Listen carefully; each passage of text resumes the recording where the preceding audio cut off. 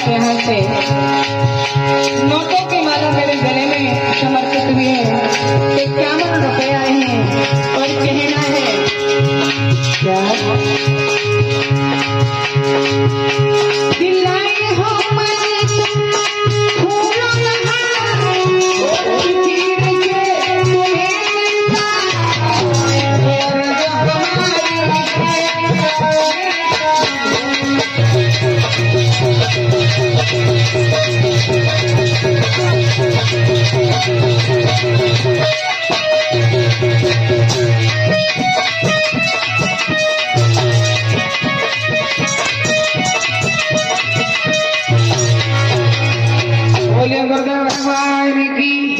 भगवान सदैव इन पर अपनी कृपा बनाए रखें। श्री सुखदेव जी कहने लगे हैं राजन परीक्षित, अब ध्रुव महाराज जी नहीं माने और वो तपस्या के लिए चलने लगे। तो श्री जी ने खबर भिजवाई, अगर एक शेर जौ से गुजारा नहीं चल रहा है तो मैं नित्य 2 शेर भेजूंगी, लेकिन ध्रुव बन ना जाए।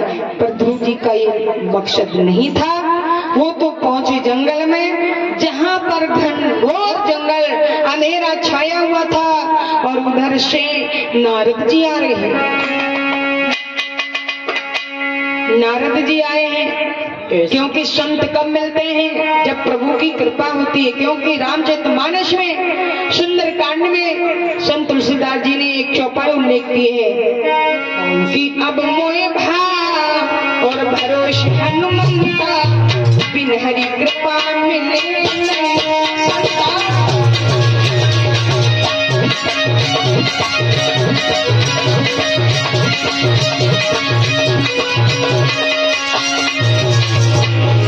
संत तभी मिलते जब भगवान की कृपा होती है।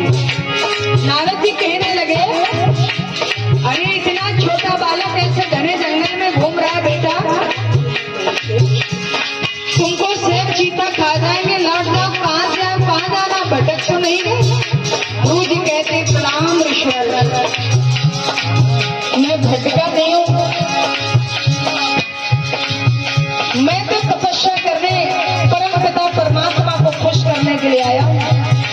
इतनी छोटी उम्र में तुम परमात्मा को खुश करने आए हो? बोले हाँ। अरे जा लौट जाओ, कोई शेर भालू चीता खा जाएगा। अरे आप कैसे संत है, हमको बताना चाहते, खाएंगे तो मेरे शरीर को। आत्मा हजार अमर अविनाशी है, इस संसार में कोई भी नहीं मार सकता है। शेर चीता भालू की क्या औकात है? जब इतना भारी ज्ञान इस बालक के अंदर है, लेकिन एक बैराग होना, 4 वेद 6 शास्त्र 18 पुराण क्यों ना कंठस्थ कर लो, चाहे सारे तीर्थों में आप भ्रमण क्यों ना कर लो, यदि गुरु नहीं बनाया तो भगवान नहीं मिलेगा। क्योंकि तुलसीदास जी के बालकांड में चौपाई है उल्लेख, कौन सी? गुरु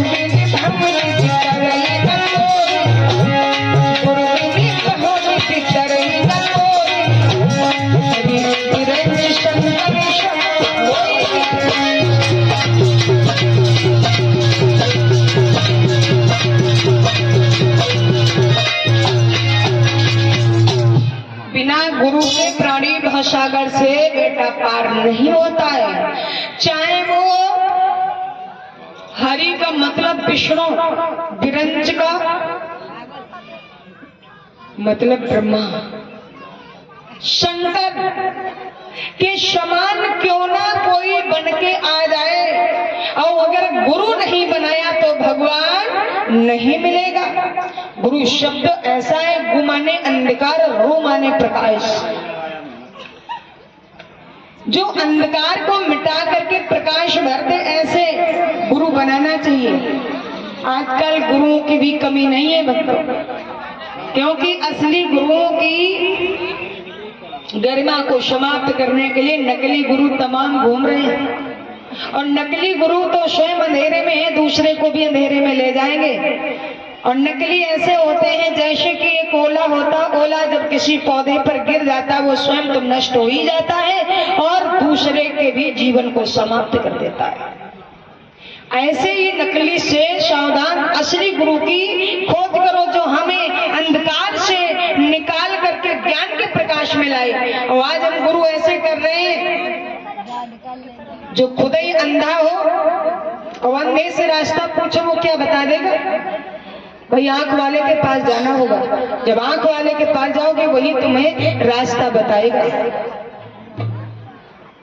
तो इसलिए ज्ञानी सदगुरु की जरूरत है।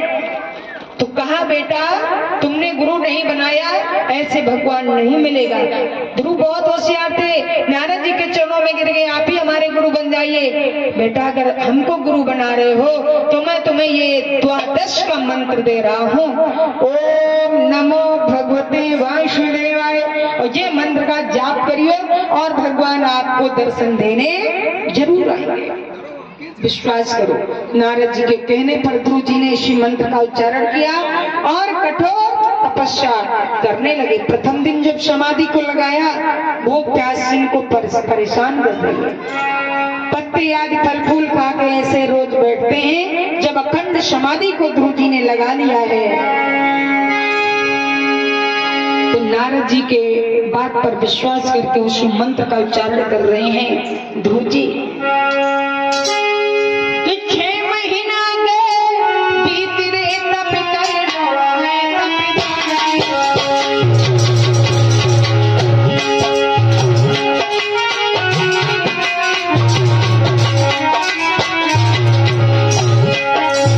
पूरी खत्म हुई गई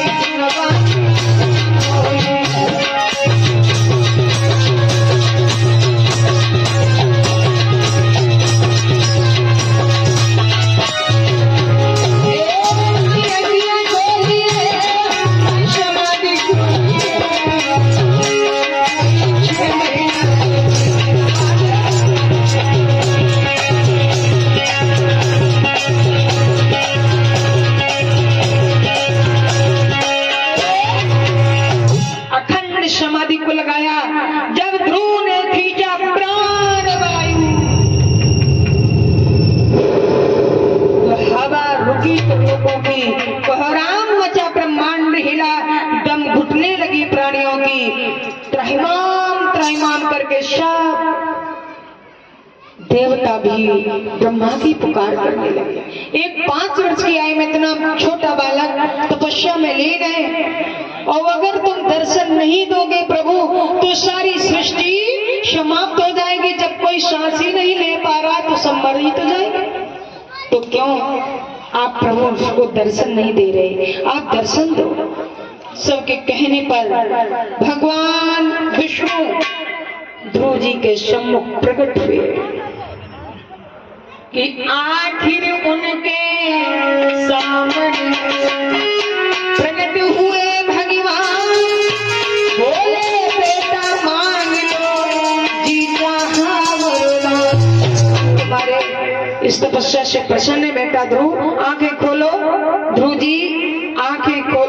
तो चतुर्भुजी रूप में विष्णु जी के दर्शन करते हैं और स्तुति करने लगे हैं कि शशंख चक्रम सकिरीट कुंडलम सपीत वस्त्रम सविशीर हेक्षम सहार वच्छा स्थल पद्मश्री नमामि विष्णु शीर्षा चतुर्भुज। हे प्रभु, आप शंख चक्र कौस्तुभ मणि आपके सीने में प्रकाशित हो रही है। ऐसे चतुर्भुजी रूप को देख करके मैं आपके चरणों में बारंबार प्रणाम करता हूँ। भगवान हृदय से लगाए, बेटा मांग लो वरदान। ध्रुव कहते हैं तुमने हमें बेटा कह दिया, आप हमारे कौन हुए? पिता। और हम मांगे तो भी आपकी संपत्ति पर हमारा अधिकार है, ना मांगे तो भी हमारा अधिकार है, क्योंकि पिता की संपत्ति किसको मिलती है? बेटे को। हम क्या मांगे? मांगने से पहले हक हमारा है। आपने बेटा कहा तो कहा बेटा फिर भी पुत्र का एक कर्तव्य है कि अपने माता पिता की सेवा करो। मैं ये आशीर्वाद दे रहा हूँ बेटा कि जाओ बेटा अपने घर को सिंहासन देखो।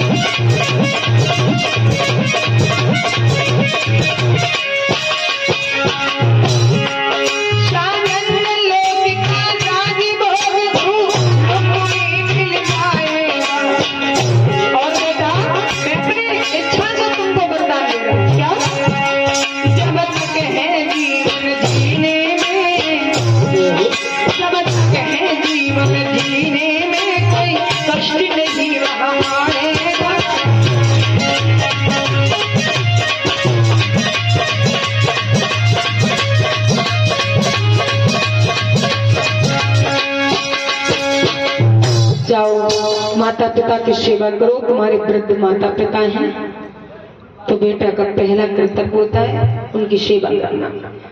जीवन है जब तक कोई दुख नहीं आएगा, ये मेरा आशीर्वाद है।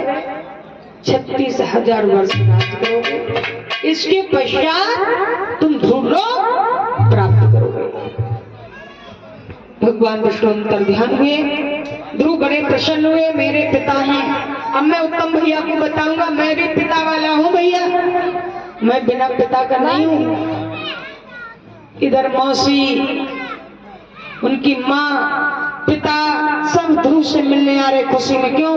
5 वर्ष की आयु में ध्रुव ने भगवान को प्रसन्न कर लिया, दर्शन कर लिए। कितना महान बालक है, चलो चलते हैं, वन में मिलने आ रहे हैं। ध्रुव की नजर पड़ी, मेरे माता पिता मौसी समेत सबको ही आ रहा है। पहले चरण स्पर्श किसके करेंगे? पहले मौसी जी के चरण स्पर्श करेंगे। क्यों? प्रथम गुरु हमारी मौसी जी हैं। यदि मौसी जी ने ठुकराया नहीं होता तो भगवान ने अपनाया नहीं होता। प्रथम गुरु मान लिया, क्योंकि जब ठोकर लगती है और तभी ज्ञान दृष्टि खुल जाती है। और हमारे संतों का तो मत ये है कि निंदक नियरे राखिए और आंगन कुटी छबाए, बिन पानी साबुन बिना ये निर्मल करे शुभा। निंदक को नजदीक रखने से फायदे ही फायदे होते, जो निंदा करने वाला होता है। बिना पानी के, बिना साबुन के तुम्हारा मन का जो मैल है वो दूर करते रहते हैं। और आजकल जमाना कैसा आ गया है, अगर तुमने बुराई कर दी तो समझ लो लाठियां